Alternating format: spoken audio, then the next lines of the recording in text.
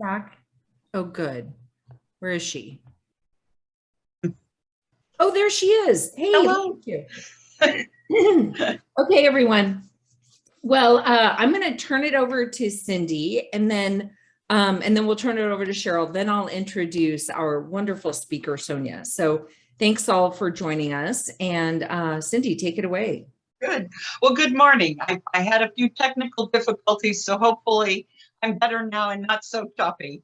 But yes, happy Super Friday. So much going on, and so happy that all of you are with us this morning. We so love seeing your faces and hearing from you as you connect with us over the course of time. And so just a big shout out and thank you to all of you. Your connections have been just amazing. We have two new boot camps going on just from all of your referrals. They have just been, I've met some amazing people this week that are in the boot camp. And thank you for your referrals for clients. Oh my goodness, how they sustain us. And we just so appreciate it. And just a huge shout out to all of you for all you do for us. Whatever we can do for you, reach out to any of us. We're all here to help. Christy, Cheryl, myself, or any member of the team. Really, no request is too small. So thank you all. Have a great weekend. Happy Valentine's. Hey, everybody. Thanks for joining our coffee this morning. And as you may or may not know, I know there's a lot of faces out there that don't know me. I am the program manager for boot camp. And so you're seeing me out on the LinkedIn page asking for those referrals, and we really appreciate it. And we really appreciate that you trust us with your referral. That means a lot. So thank you so much for that. And we look forward to many more boot camps and many more coffees like this. And so thank you very much. And happy Friday. Happy Friday. Okay, so now I am really excited to introduce Sonya Sigler and the Miss Practical. And a couple things about Sonya. There's a lot of numbers in her life. And so I'll share a couple. So she started her career as an IP lawyer at Sega 30 years ago. And so you were at the forefront of gaming. And then she spent 5 years at Intuit. And the last 20, she's worked with startups between legal, business, finance, and ops. 4 years ago, she started her company Practical. I like that, Practical Gal. And I'll be on your team, Sonya, for coaching, consulting with entrepreneurs, executives, and lawyers. As of last year, you visited all 50 states. Oh, that's impressive. You play all the brass instruments. I don't know if you know this, but this is kind of a musical group. So there's a lot of people with a lot of instruments. We could have like a boot camp session just with music. Wouldn't that be fun? You had 3 10-pound babies. Holy moly. And now they're man boys. But oh my gosh, you've written 2 books. Can't wait to hear about that. And then, but you only have 1 husband. Maybe you're underachieving. I'm not so sure, but you live in Vancouver, Washington, and we are so, so grateful that you're here with us. So I'm going to turn it over to you. Well, thank you so much, Christy. Appreciate you guys having me on. I have a lot of information to share today, and thank you for sharing a few of the statistics around my life. Yes, I have 3 man boys. They are 20, 22, 23. 2 of whom came back to live with us. And I recently remarried around the same time I started my company. So we've been married for a little over 4 years. And I'll tell more about some of this stuff as we go along. I want to welcome you all to 3 Secrets to Building a Powerful Network. I'm glad that you guys started boot camp and are doing that, so you have a taste of it. This is such an important skill. And I think it's one we never learn unless some people come by it naturally. So let's get started. I'm Sonya Sigler, and I developed this particular presentation to help you network effectively, no matter what the situation is, and no matter whether you're an introvert or an extrovert. I happen to be an extrovert who's introverted. I'm kind of on the line. But if you're introverted, I'm going to give you some things to succeed in networking as we go along. So this is very interactive. You don't get to just sit and network and drink your coffee. We're going to have to actually talk to each other. So chat window will be good to have up. I'm going to ask 2 questions to get started with, and then we'll continue with the slides. Who loves networking?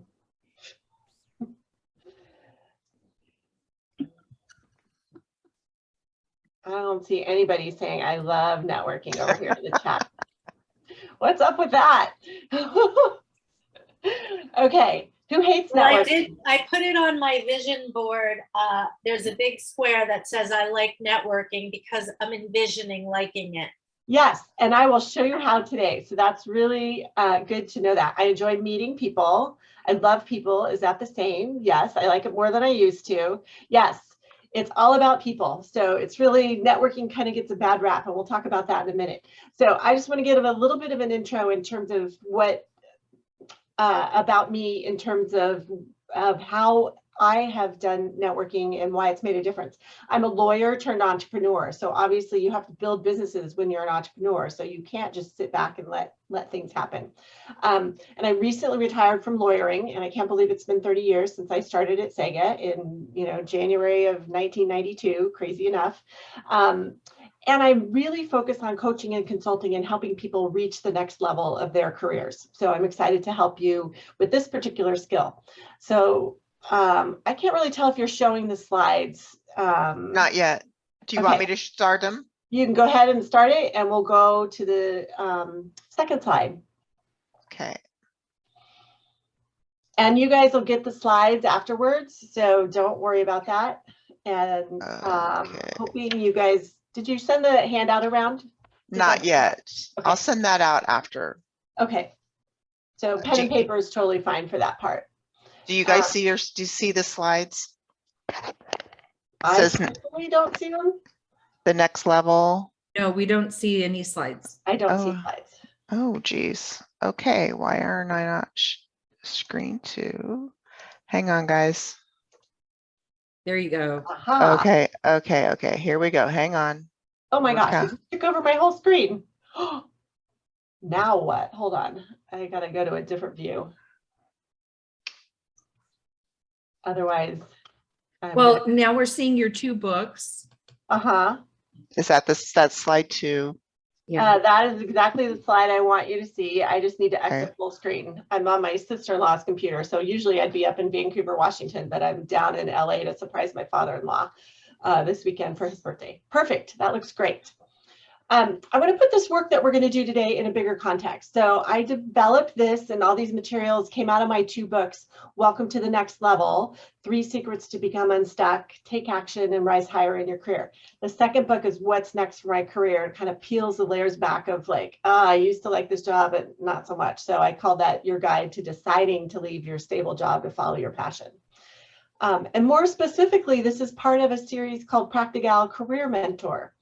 And I developed those to help people actually do the work. So the exercises and all the work to pull that information out of you, because sometimes it's hard to figure out what you want, especially if you've been in a career for a while. I work with clients through the information in the books, as well as the on-demand courses that I've developed to go with both of these, as well as the boot camp. And I like that you guys use boot camp to go into these more in depth. So I would just want to give you the context of how I work with people, and it's in those where I do one-on-one coaching or group coaching for both of those courses and the boot camp. So let's get started. And you can go to the next slide, please. Today, we're going to go over the 3 secrets of how to build a powerful network. And fundamentally, it comes down to doing an assessment of your sphere of influence. And most likely, this is going to involve a mindset shift on the word network or networking or whatever comes to mind when you hear that. And then last, and probably the most important about what we're going to do, is the action about building lasting relationships and cultivating these relationships. So let's start with setting the stage, or rather resetting the stage around networking. Let's go to the next slide. So I want to start with a question.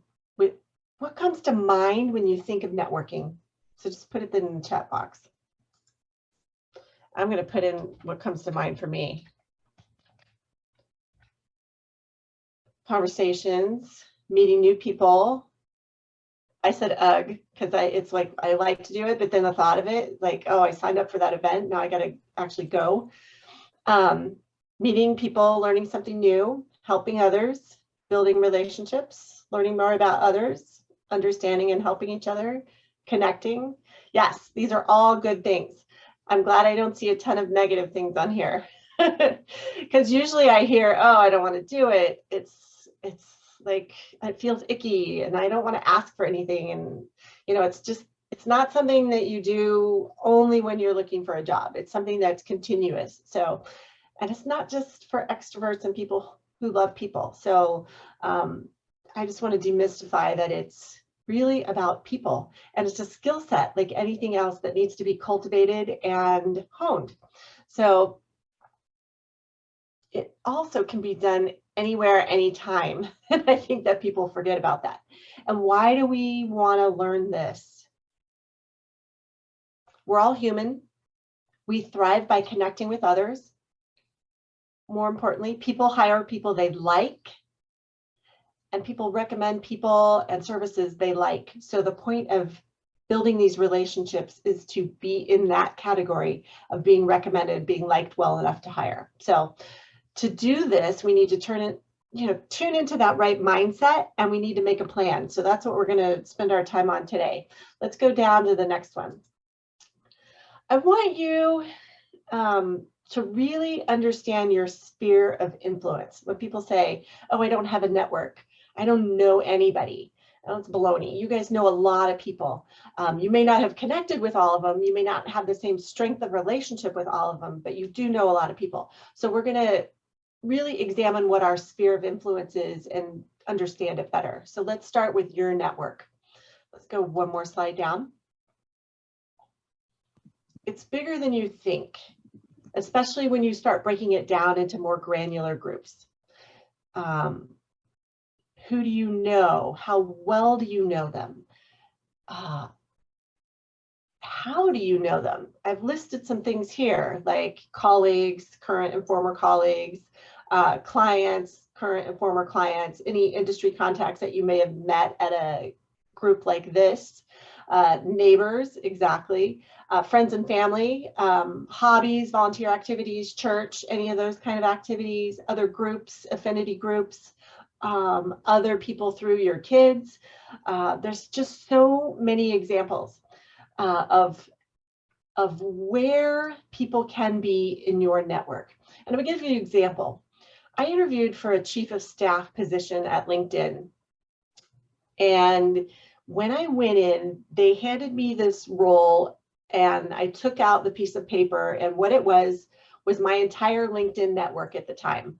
And it was color coded by group, and it was pretty amazing to see it all laid out in color. And it turned out the 3 hubs that stood out in those groups were people in the Cal Band. I went to Berkeley and was in the Cal Band. So that was one really giant hub on there. The other one was the e-discovery space. So electronic discovery, and the lawyers and people that I knew in the industry from that. And then the other group that really stood out was other parents at the charter school that my kids went to and that I was on the board of. So those 3 hubs were huge. And then other smaller ones around, but it was really amazing to see that in color and to see where I had cultivated those relationships.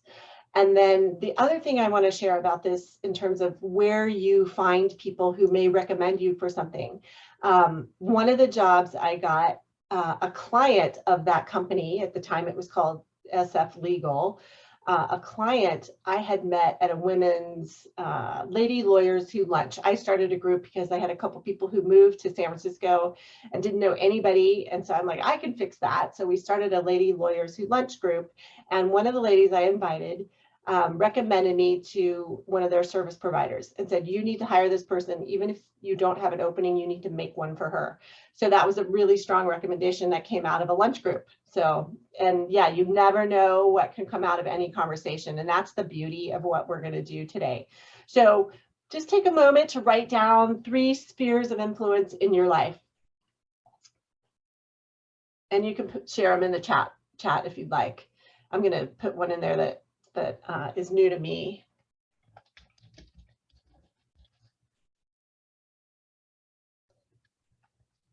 And this will help you guys as you do the boot camp work and network with people.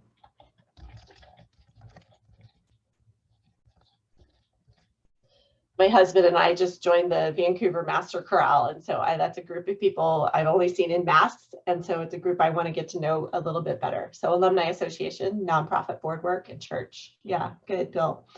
Let's go to the next slide. Nope, one more up. It looks suspiciously like the prior slide.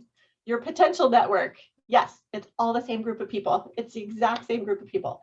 So when I decided I needed to be at startups and I was going to leave my corporate lawyer job at Intuit, it was back in the video game space. So all the people I left behind at Sega, now I needed to redo or recultivate those connections because now it was smack back into that space. And then when I went to Cataphora, I was selling and doing business development with lawyers. So all the lawyers that I'd known for the past 15 years, I kind of had to continue those relationships. One person in my potential network that led to helping me sell my patent portfolio, I met at a baseball game. My oldest son was playing baseball and we were standing there watching our kids play baseball. And we started talking and she said, oh yeah, I'm in an IP boutique place. And I was like, oh, I have a patent portfolio to sell. So it ended up leading to that.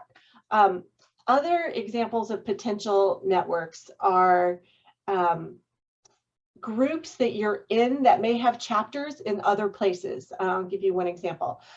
I was going to spend a month in Singapore and I wanted to schedule some talks and I wanted to meet some people. So I looked on 2 groups. One, the Association of Corporate Counsel, they had chapters in Singapore and other places in Asia. So I just looked up who the chapter president was and I sent off a cold email. Same thing, I'm going to Philadelphia next week for some trainings. And I was like, who else can I see? I have all my afternoons free. And so I just looked up who else do I know in Philadelphia? Who am I connected to in LinkedIn in Philadelphia? So those are ways you can cultivate your potential network for better connections. Yes, let's see. Car mechanic, grocery checker, hairstylist. Yeah, you get a lot of time talking to your hairstylist, car detailer. Yes, pretty much anyone you meet is in your potential network. Let's go to the next part. Oh, hold on. I want you to write down 3 areas where you want to explore a potential connection for your network. So I put the Vancouver Master Chorale in there because that's a new group to me. We've been to 2 rehearsals and it's a group I want to know better. So just jot those down. How strong are your connections in these groups? So do you have their cell phone number? How many kids do they have? What are their names? Do you know how old their kids are? Could you send a text to them and they respond? Will they answer it? Will your phone calls be returned in a timely manner? What about your emails? Are you connected on social media platforms, not just LinkedIn? And I encourage everyone here to connect on LinkedIn. Facebook, Instagram, WhatsApp, Line, Voxer. How are you actually connected to these people? How deep is that connection? So for the 3 spheres of influence that you wrote down, just write a note down about how strong those connections and spheres of influence are and the connections that you have in them. Yes, HR executives, organizational development executives. Yeah, great. Let's go on to the next slide. In terms of identifying gaps, this is really where it gets interesting. So if you're out there looking for a job in an industry that you've been in for a while, you might be cultivating connections with people you've met or know already. But if you are seeking a job in an industry where you have not been for a while, you might be navigating that gap between who you know and who you need to know or want to know or require to know. So write down a couple areas where you need to connect with other people and what that gap may look like. So if you were like Bill had written, HR executives. So any particular company, write down where those gaps might be for you. So these spheres of influence can get wider and wider. It's like a pebble in a pond and how they ripple out. So we're going to talk about how to cultivate those if we do have gaps. Let's go to the next slide. The second secret here that we need to work on is mindset. And I saw a lot of positive things in the chat window about meeting people, making new connections. A lot of people feel awkward at events or places where they don't know people. I don't know anyone. I'm not good at networking. Oh my gosh, I'm an introvert and small talk drives me around the bend. All those kind of things. Those are ways that can prevent you from cultivating and building a strong relationship with someone. So networking events, I think, is one word that comes to mind when people think about networking. That's just one way to meet people and add people to your resources and network. Fundamentally, it's about how you show up to events like this. So not just the call today, but like if you went to an in-person event, how do you actually show up? What's your mindset going into that situation? Whether it's virtual like today, or whether we're walking into an event, you know, later tonight, I'm doing a wine tasting event. Whether it's something like that, where you walk in and you don't know a single person. We're gonna look at being purposeful and intentional. We're going to look at how your executive presence is. And I wrote executive in parentheses because not everybody may be at the executive level, but you still have a presence that you need to cultivate. And I'm going to talk about event success strategies and communication strategies in particular. So let's go to the next one about being purposeful and intentional. You know, why are you even at this event? Are you here to gain knowledge? Are you here to meet people? Are you here because there might be potential referrals for you, like a B&I kind of group?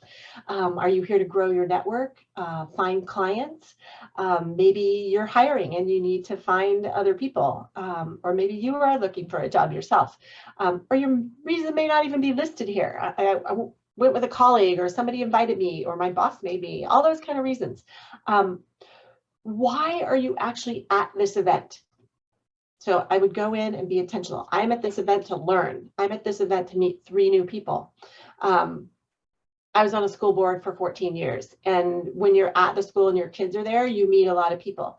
There was another man on the school board, and he didn't have kids at the school. So at every event we went to, a lot of the evening events, he made the goal of meeting at least 3 new people for each event. So after a year or 2, he'd met a good number of people, even though he didn't have kids at the school. So that's a very specific strategy when you walk into something, is I'm going to meet 3 new people. I have super high anxiety, and going to an event like this, it's like, it sounded like a good idea at the time.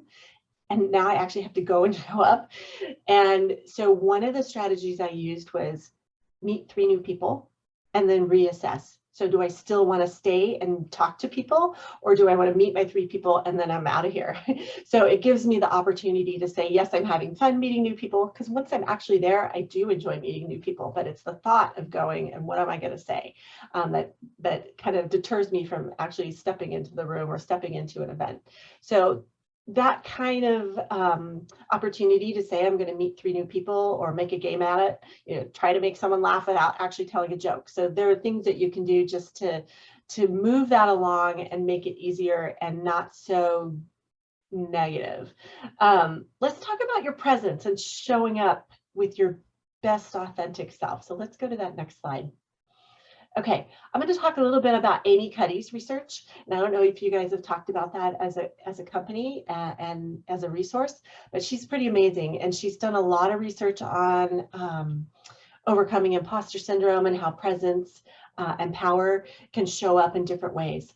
And where our bodies go, our minds and emotions follow. So if you are feeling powerful, it's really easy to be effective at reading the situations and people correctly. And then the opposite is true. If you don't feel power whatsoever, it impedes all those executive functioning skills. So the reasoning, the flexibility from moving task to task, how much attention you can pay, and your memory. So this is why you can't remember names when someone said, oh, this is Bob. And 2 minutes later, you're like, oh my God, what was his name?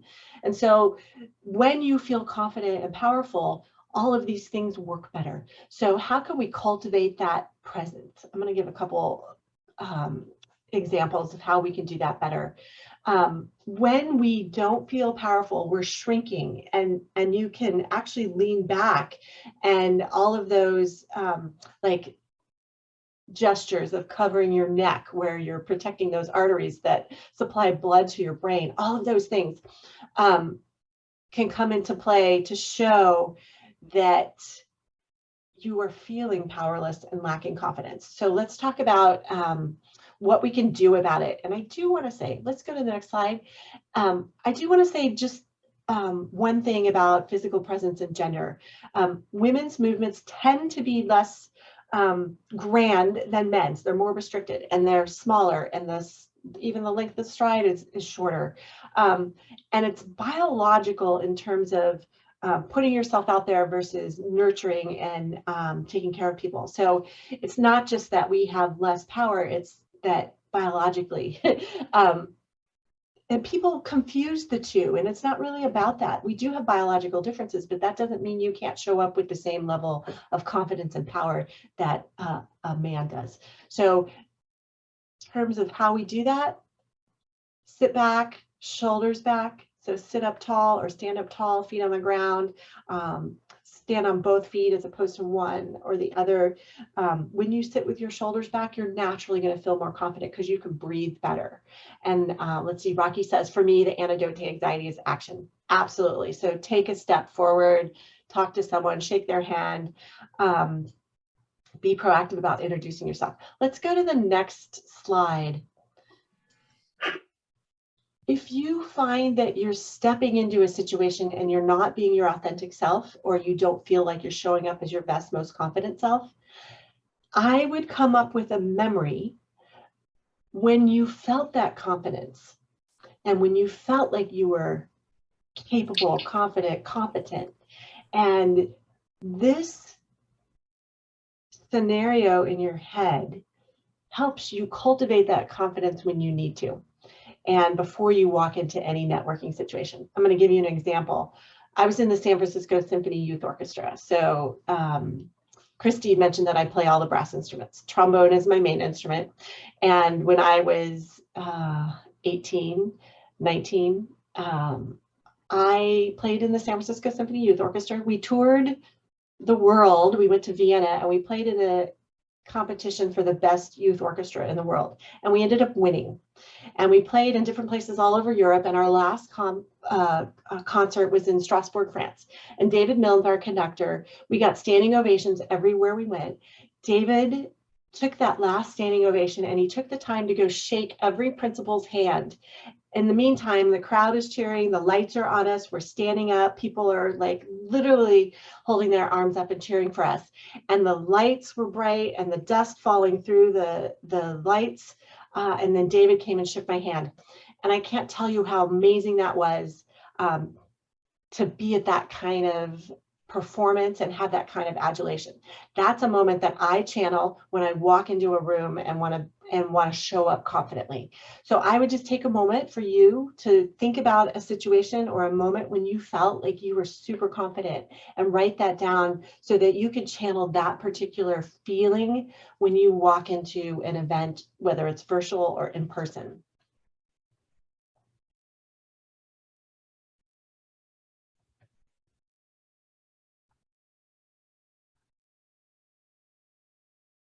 Okay.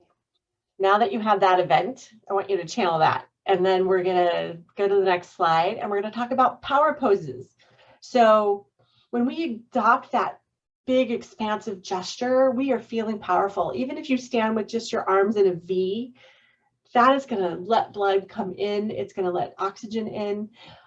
It's pretty amazing just to stand that way, or even take the Wonder Woman pose and stand that way.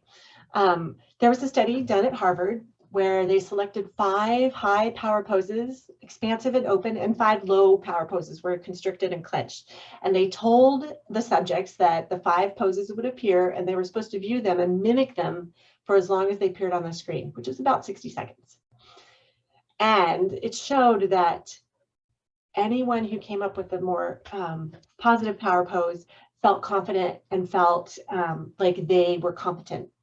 This is my niece, and she shared her Wonder Woman costume with me, and we did power poses each morning before I sat down to write my first book. This was when I spent a month in Singapore visiting them, and she's great. She's a little spitfire. But my power pose is definitely with muscles up, and you can do this before you walk into a room. You can do this in the bathroom before you go into an event. You can do this in your car. And the really amazing news, and if you go to the next slide, the really amazing news is that you can do this in your head. It works just as well. So the studies showed that even if you just imagined yourself in that power pose, you got all the benefits. You got the increase in testosterone, which feels powerful. You got a decrease in cortisol, which lowered all the anxiety. And they showed that low power poses decreased testosterone and increased cortisol. So all that anxiety went off the charts if you had low power poses. So the good news about that study is that just in even imagining yourself in that pose. So if you don't want to like do it in the parking lot or your car or the bathroom, then you can just imagine it in your head and it gives you that same confidence. So let's go to the next slide. This mindset shift is you can do any of this before you go into a situation where you're going to meet new people. It's really powerful to be able to do that. So if these events are online, how do you show up as your authentic self? It's much harder. There's a time lag. You got to be cognizant of that. People may be talking over each other. So even as great as the technology is, it's not 100% like being in person where you can still hear what people say when they're talking over each other. So if you're going to succeed online at events like this, be present.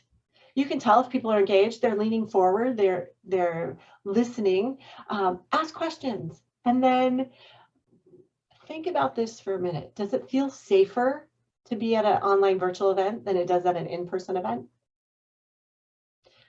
For me, it does not. They're just as anxiety, producing for both of them.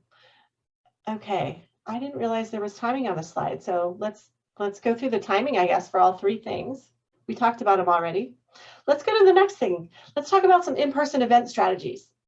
Where to stand, where not to stand, to drink or not to drink. Do you know who the event staff is? We talked about psyching ourselves up, whether it's physically at an event or even in your mind before we enter an event. And so now you're actually at the event, what should you do? So where to stand? By the exit of the bar. That's where people are going to be. And they're going to have a drink in their hand, so they're not going to be as nervous. And whether it's alcohol or not, that is up to you. We'll talk about that in a second. But chat while in line with the people before you or after you. You have an opportunity to meet people, and you don't even have to go up to them and introduce yourselves. They're right next to you in line. The other thing is, if you see someone who's standing by themselves, they're probably feeling just like you, uncomfortable and awkward.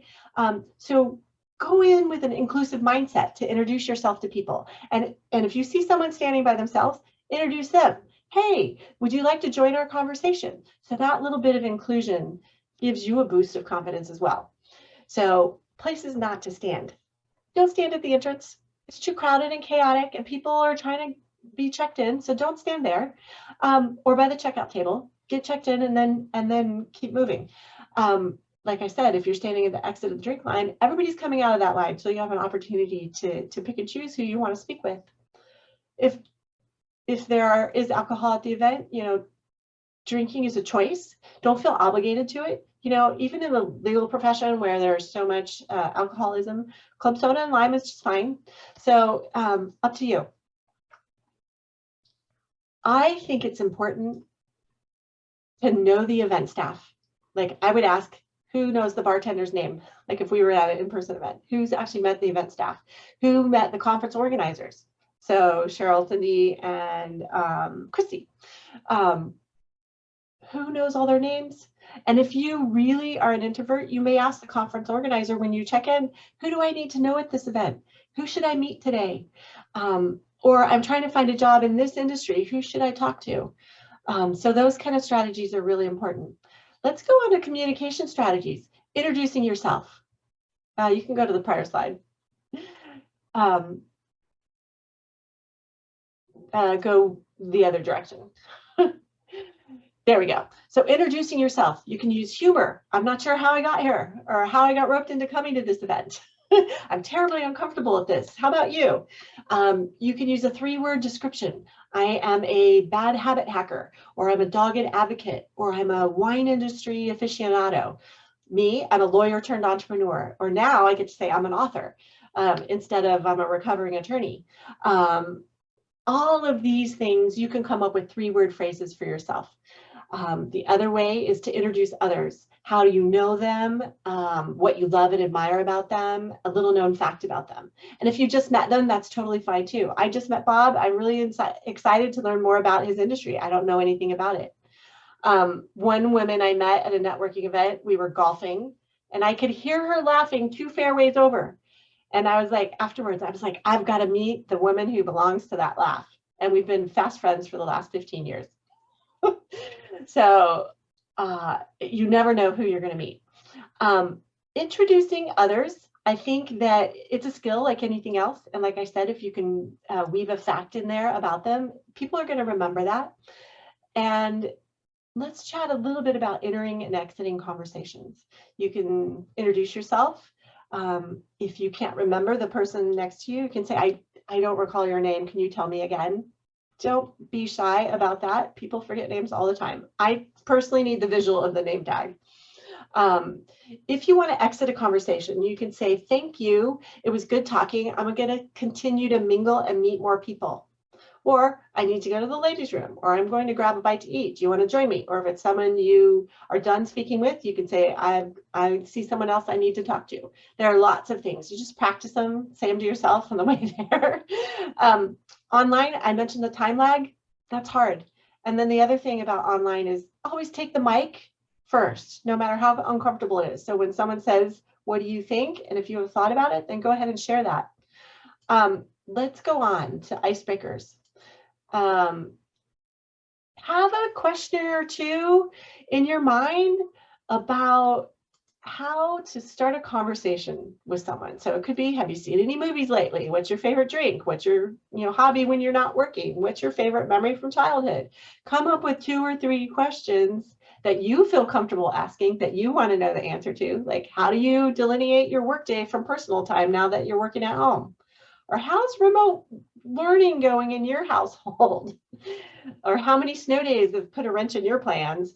Or what are you binge watching? Lots of questions you can come up with to do that.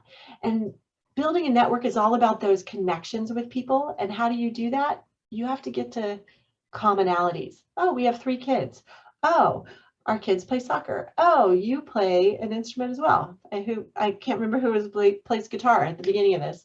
But those kind of connections are what you want to get down to, because those are what you remember and how you become memorable to someone else. So making those connections and actually introducing yourself are ways to do that. And don't hesitate to do that online either. So like at the beginning, we had a little chat and we could talk to each other and learn a little bit more about each other. So that's good. Okay, let's go to the next slide. Okay, this is the dreaded question. What do you do?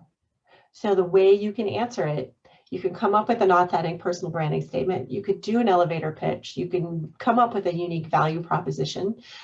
Any of those ways, those 3 word introductions, like I'm a creative fundraiser, or I'm a 2-time best-selling author, or any of those kind of words to say something about yourself when you're answering that question. You don't have to answer with your name, rank, and serial number, or a title, or your role, like, oh, I'm general counsel. Well, if I'm at a convention of lawyers, no one cares because that doesn't distinguish me. But if I had said I'm general counsel at a software company that can find any data on your computer when you don't want it, that's different.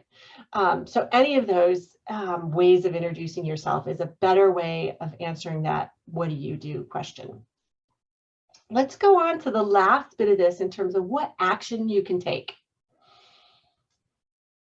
The way to build those strong relationships, this is the third secret, is to cultivate your network proactively. We're going to talk about some strategies to grow your network, and then we're going to talk about follow-up, because these are the most important things. If you walk away with nothing today, this is what I want you to walk away with. Take action. Take action.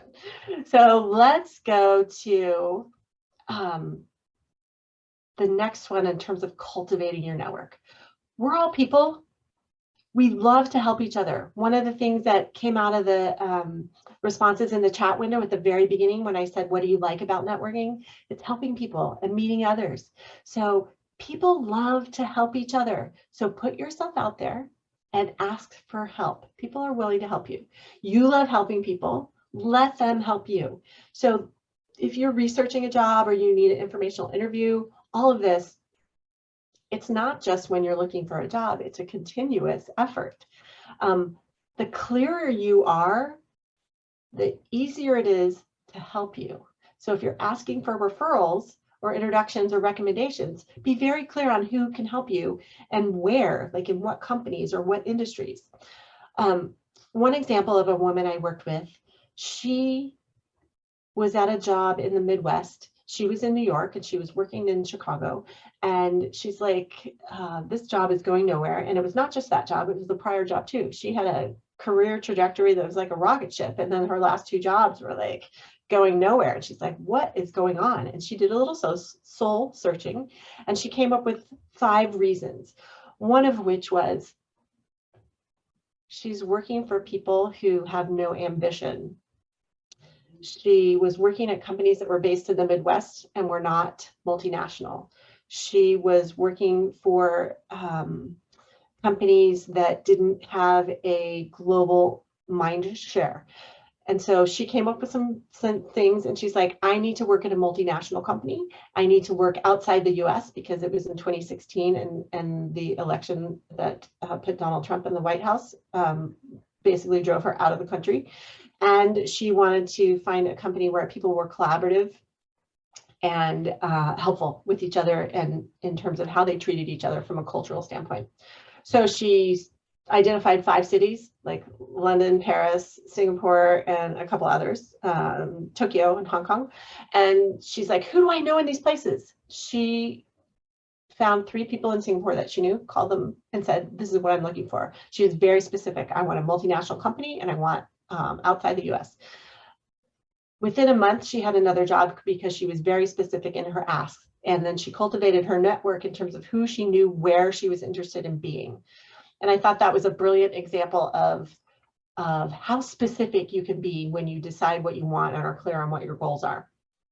So is there someone right now that you need to ask for help, like a referral or an introduction? Write that name down and make a point of contacting them today. So write that name down and contact them today. Let's go to the next slide. So strategies to grow your network. Your network is a living, breathing effort. It's a maze of connections. It's a friend who knows someone who's willing to make an introduction. It's a former colleague who liked working with you and would jump at the chance of doing so again. You can send a note or a call. I'm thinking of you. You can share what you're doing. Like I just joined the corral, so that's a new endeavor. You could share a recent accomplishment. I just hit publish on my print book for my 2nd book last night while we were waiting in the San Francisco airport. You know, who does that? My computer was so hot in my bag, I had to take it out. And then I was like, I got to finish what I was doing before we left the house. You can share something funny that happened recently. Or if your kid graduated and you have impressions of that, of your hopes and dreams, and now you're an empty nester, all those kind of things. You can share content of value. So something that you wrote or something that resonated with you and why it resonated. So there's a lot of things you can do. But I want to say, be proactive. Be proactive, take the initiative, reach out to someone and invite them maybe to coffee virtually or whatever. I told you about the Lady Lawyers Who Lunch story and how that led to my other job. So any of these ways can grow your network. And my last slide is really the follow-up. I love this picture, just the thought of following up with someone strike terror in your heart. This is my favorite action item out of everything, is follow up. So almost no one ever follows up. And if you do, almost no one ever gets past that very first communication. So be different. Follow up makes you different, and different is better than better. So how do we do this? Be timely right after the event, friendly, short message. I was thinking about you yesterday in our conversation at XYZ event. You can be specific and to the point. If you promise something, send what you promised. And like I said, give something of value or make an ask, but don't like jump into, asking for a job or something like that. Start small, seek an opinion or seek a recommendation, and be sure to connect with people afterwards on whatever platform they're going to connect on. And I have news for you. The extra mile is never crowded. So going that extra mile and following up is its own reward. So let's go to the last slide. Okay, here's all my information.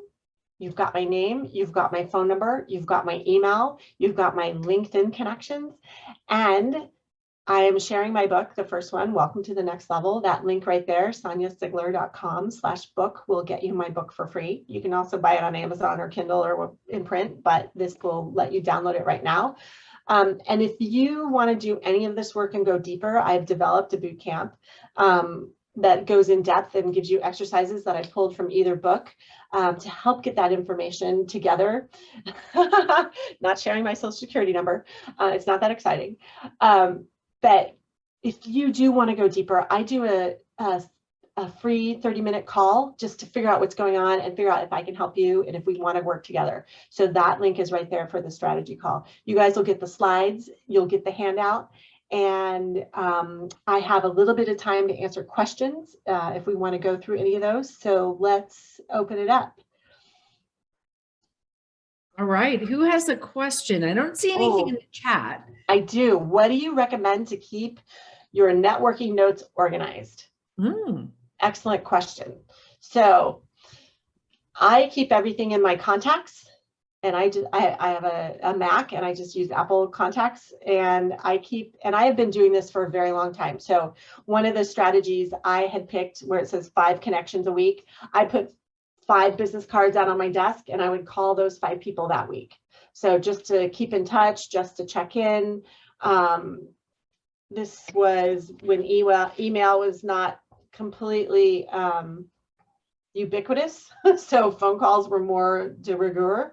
I keep notes. I had a Sharp organizer. that's how I started before the iPhone, before the Newton, all of that. I keep notes in there. There's a note section. I'd say how I met someone, so I can say up in 2007 I met them at the ACC annual meeting. I talked to them about X, Y, and Z. They live in Wyoming. Oh, I haven't been to Wyoming. Maybe I should call them when I'm headed out that direction.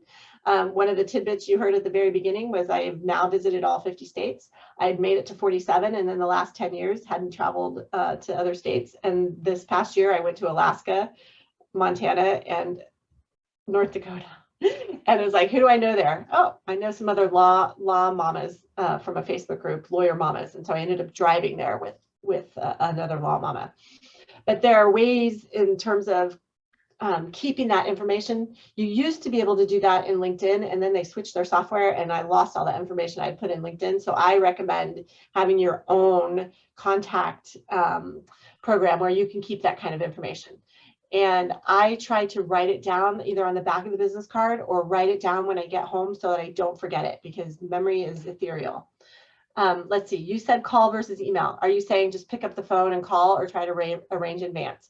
Lately, I've had the urge to just call some random people who I've not been in touch with for quite some time, but then hesitate. Okay, he who hesitates is lost. Just pick up the phone and call.